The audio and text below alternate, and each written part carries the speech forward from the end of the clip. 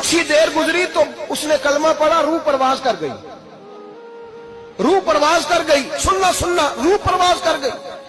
कहते नबी पाक सल्लल्लाहु अलैहि वसल्लम को बुलाया, हुजूर आए तो आंखों में आंसू। नबी पाक सल्लल्लाहु अलैहि वसल्लम ने सर पे हाथ फेरा और पहले हुजूर ने जुमले इरशाद फरमाया, फरमाया तुम गुस्ल दो, कफन दो, मैं खुद इसका जनाजा पढ़ाऊंगा। फिर हुजूर ने फरमाया नहीं, इसे गुस्ल नहीं देना, इरादा बदल गया है, प्रोग्राम तब्दील हो गया, इसे गुस्ल नहीं देना, कफन नहीं देना। हुजूर क्या करे? फरमाया इसकी अम्मा को जाके बताओ। ये नहीं फरमाया बुला के लाओ, अम्मा को जाके बताओ।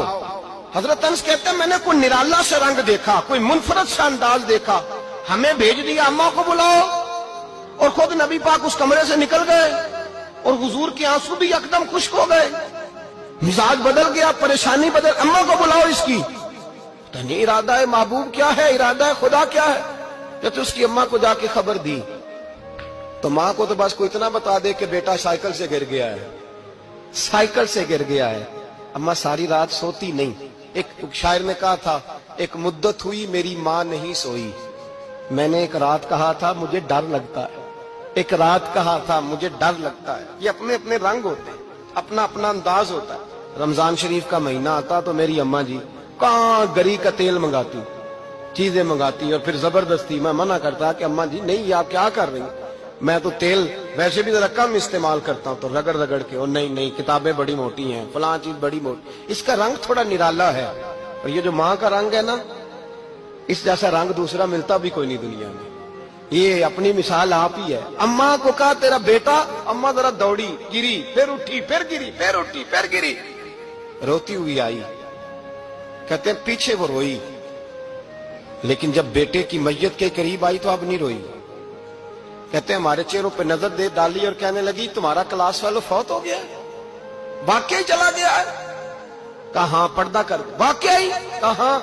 कहते अम्मा ना जमीन पे बैठी और पहले उसने बेटे के पैर उठा के चूमे, फिर सीने पे रखे, फिर वहां से उठी और इधर आई, सर सजदे में रखा और दोनों हाथ उठा के कहने लगी ऐ अल्लाह मैं दौलत के लिए ईमान नहीं लाई थी, ऐ अल्लाह मैं जायदादों के लिए कलमा नहीं पढ़ा था, मौला मैं तेरी बारगाह में आई थी तो मैं तेरे और तेरे रसूल को मानकर आई थी। खुदावंदा मैंने मेके छोड़ दिए, ससुराल छोड़ दिया, ननिहाल छोड़ दिए, ददियाल, वो दुश्मन थे सारे दीन के, छोड़ के आई। मैंने आरजुओं का बड़ा मकान भी छोड़ा। खुदावंदा बेटे ने जाना था, मुझे शिकवा कोई नहीं, लेकिन खुदावंदा अब मेरे सारे कहेंगे तो तूने कलमा पढ़ा था तो तेरा बेटा ही चला गया। ऐ अल्लाह की अगर तूने दिले मुस्लिम की दिल जोई नहीं, ताना देंगे बुत के मुस्लिम का खुदा कोई नहीं।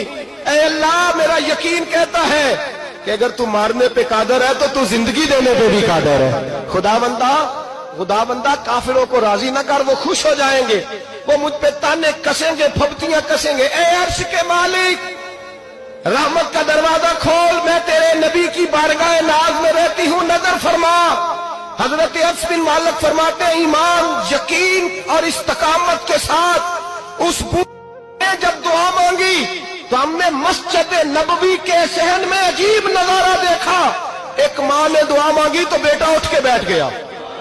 कहते बेटा उठ के बैठ गया, कलमा पढ़ तो वो उठ के बैठा, माँ ने सीने से लगाया और माँ और बेटा नारे लगाने लगे, लोगों सुनो, कुरान भी सच्चा, इस्लाम भी सच्चा, अल्लाह भी सच्चा, ये मस्जिद नबी सच्चों का घर, और सबसे बढ़ के अल्लाह का रसूल सच्चा, अल्लाह के रसूल सच्चे, महबूब सच्चे, मस्जिद में रहने वालों में सबसे बढ़कर सच्चे, रसूल कायनात सल्लल्लाहु अलैहि वसल्लम का दीन सच्चा।